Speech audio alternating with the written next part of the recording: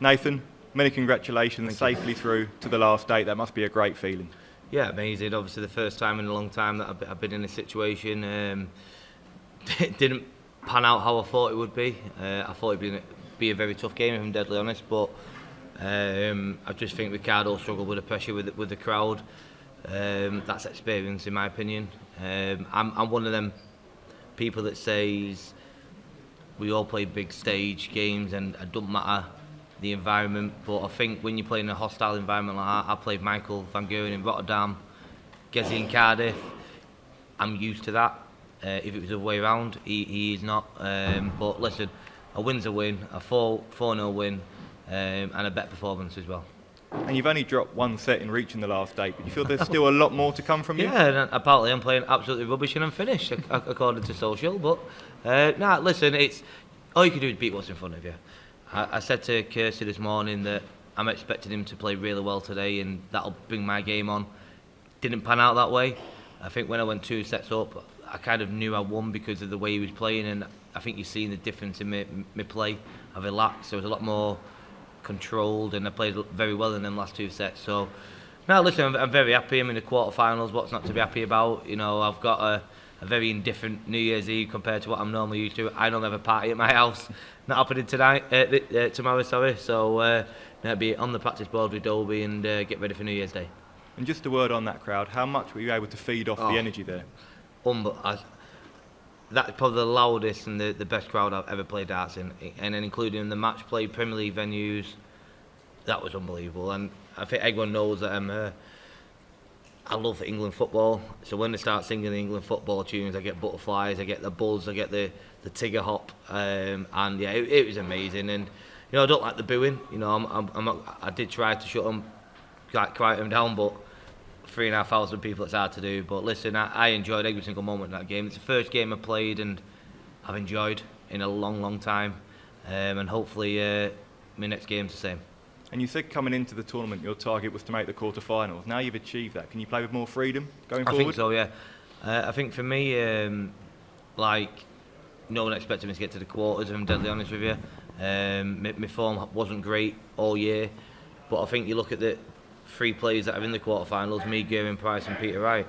Our form this year hasn't been great, but this is the biggest stage of all, and I think that shows you the level of players that we are.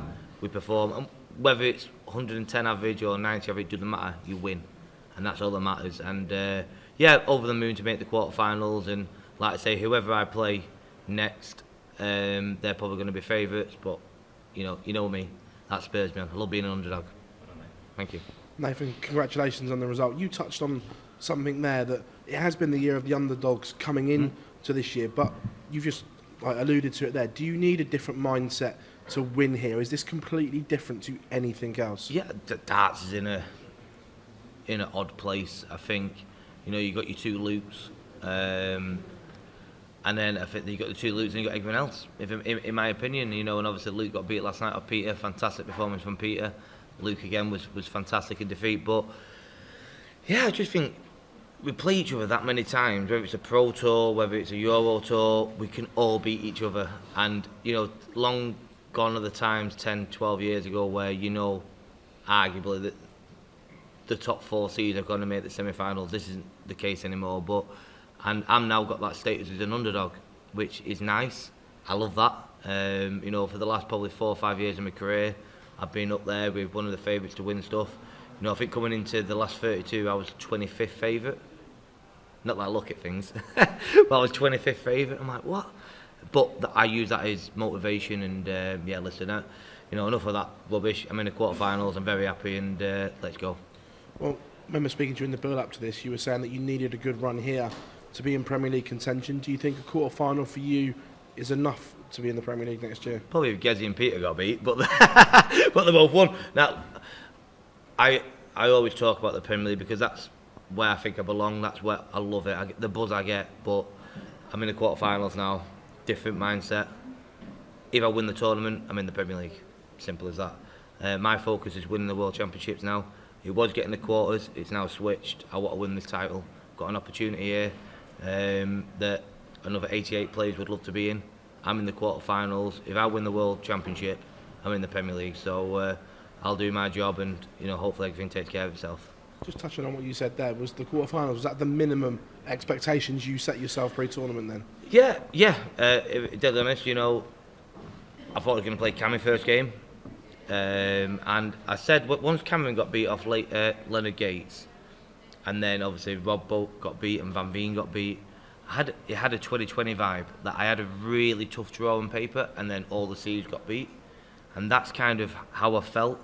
Obviously Gilding's a seed, he's a fantastic dart player, not been in that situation. Ricardo, not a seed, never been in that situation. I've been there, done it, and it does count for something. But yeah, I wanted to make the quarterfinals. I don't care about anything else for my own, to prove that I know I'm still a decent dart player. But I'm now in the quarterfinals. I believe shackles are off. In my own head, it might not go to plan on whenever it is I'm playing, but I feel now that the pressure's off me and I can do what I did in them last 2 sets. Because them last 2 sets were probably the most free darts I've thrown in the last 2 years. No pressure, and I think you've seen on the averages and the scoring, that was the Nathan of old, and hopefully I can continue that onto New Year's Day. Yeah, mate. Nathan, well done on the win. Do we underestimate how much of a difference a good crowd and a loud crowd can make out there? No, you underestimate me. All of you. If I'll be honest with you, I never get any respect. I'm not going to go all Joe Cullen here, but I mean, I always get writ off. Always. No one ever talks about me, and I'm a 2-time major champion. I'm a fantastic dart player. I've been through so much, and I come back fighting, and I keep proving people wrong time and time again. But yeah, it's up to me to go on that stage and prove you a lot wrong, who write me off. But yeah, I'm not. The crowd help, obviously. There's no disputing that the crowd help. But then also, flip it. I'm playing for 3,500 people out there. So when I've got a double and they're all willing me to hit that double, it is hard. Gezi says it all the time. When he plays in Cardiff, he hates it. It's the only time people cheer for him, and he hates it. It's a different type of pressure. It's hard. But no, listen, I'll do my thing. I'm past it now. It's been years and years and years of worrying what other people think about me. I don't care anymore. I'm going to go up there and I'm just going to play my darts, win, lose, whatever.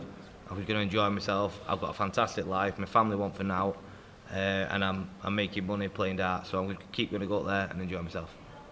Have you enjoyed the occasion out there today? And you did really look like you enjoyed it. You said you started to relax in those last couple of sets. Do you think you can take that sort of attitude onto the quarterfinal? I hope so.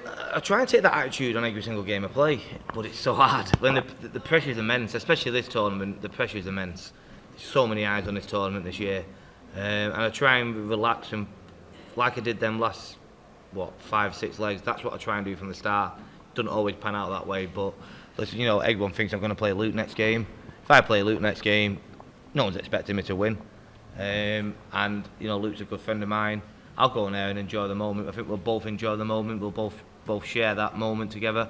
But I'll go up there, no pressure, underdog. I love being the underdog, and who knows what's going to happen. Congratulations, Nathan. Was that the weirdest match you've ever played in? It was up there.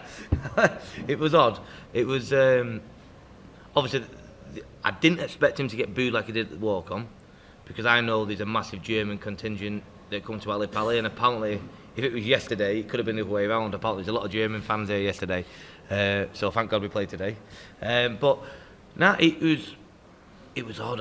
He just couldn't hit anything, could he? You know what I mean? I'm waiting for him to kick in, and then after 2 sets when he didn't kick in, I then relaxed, thinking, he would have kicked in by now. But yeah, it was an odd game, but listen, I don't care. I'm sat talking to you. I dropped 1 set in 12, and I'm in the quarterfinals. One of the attributes of this tournament has been sort of a lot of scraps. It's digging in, people having to get through matches, quite difficult ones, and coming from behind. Seeing as you're the biggest street fighter on the tour, is this ready-made for you? Hopefully, yeah. I touched on it before. The pressure on this tournament is immense. I think this is probably the most pressured tournament in the history of darts, and I think that's why you're seeing not many big, high-numbered performances.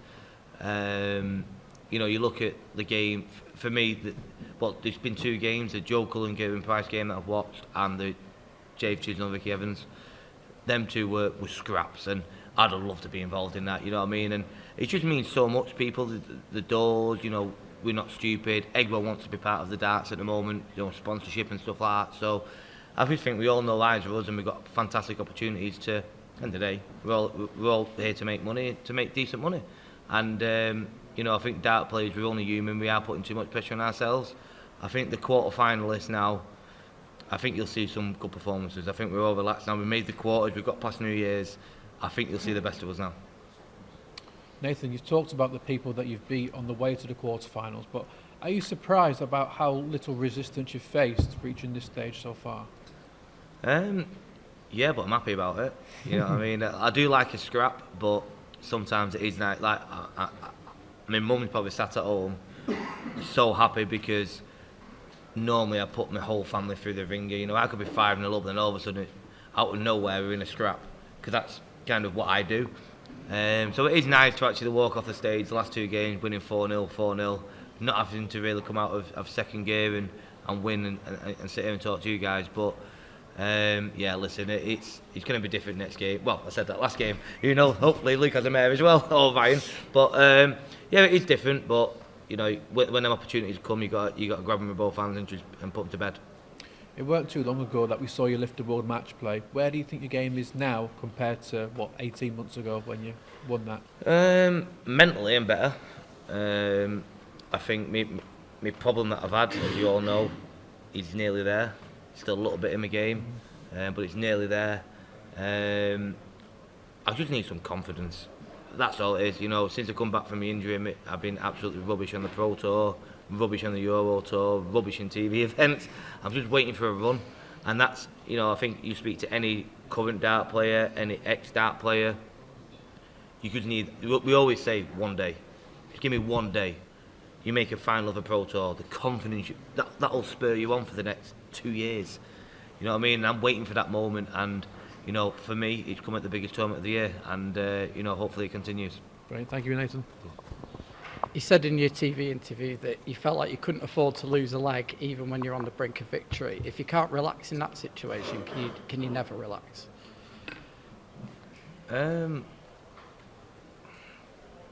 All I meant by that comment was that's credit to my opponent, not myself. That's not a negative to myself.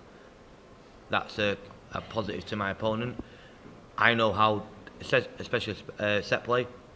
If he wins that next leg, he goes 2-all. He wins that set. He's walking off that break with a bit of confidence. That's what I meant by that. Not I'm putting myself under pressure. That comment was more about his ability as opposed to my negative. Yeah. The crowd you mentioned. Does this mean you'd never want it to leave here? This atmosphere is like none other. He can't leave here. He needs to go in the other hole. But nah, he can't. You know, darts is player. You know, I'm not going to say when I was a kid I picked a dart up. I was a late bloomer, shall we say? I didn't pick a dart up till I was 16. But everything I used to watch Lakeside and obviously Ali Pally. Why would you move that? That atmosphere was electric. Whether you can fit another 5,000, 6,000, 7,000 people in, that was. You don't need more people. That was unbelievable. So now for me, it stays there. Yeah. You also mentioned the keyboard warriors, but 99.9% of fans love what you do out there and how you entertain them. Do you like to draw? Do you feel you should draw on all them rather than the 2 or 3? Yeah, but you log onto my social media for a day, mate, and then you'll change that question. Really? Yeah, I might have to talk about that. Yeah. And so just one last one.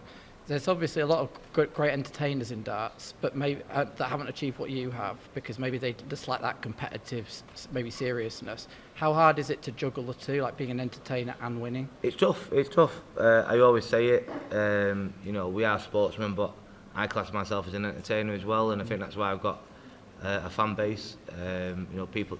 You look out there. There's a lot of people with my dart shirts on.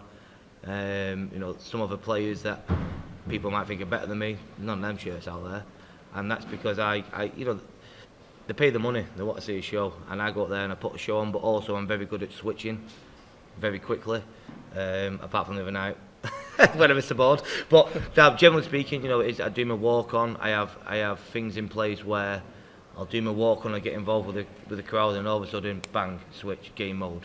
And it's very tough to do. You know, sometimes it is hard. A lot of the times, the first leg or two, I do struggle with, because the atmosphere is that electric. I am shaking, but yeah, generally speaking, I have it under control. And listen, I'd rather be a popular dart player than an unpopular dart player. So yeah, I love it. Congratulations. Thank you.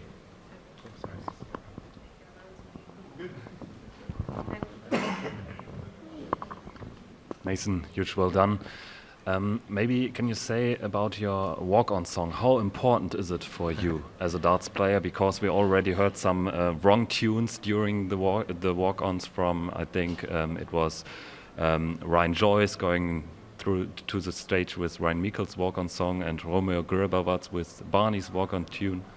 Yeah, it's massive. You know, it makes you as a dart player.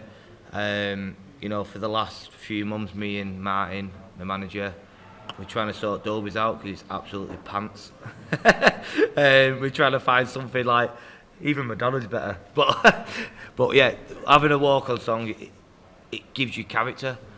You know, you're in a pub, you're in a club, Mr. Brightside comes on, everyone, Nathan's walk-on. The amount of videos I get on social media, people out on a night out sending me, hey, up the Aspinall, that. It's amazing, you know what I mean? And like I say, it gives you character, it helps me.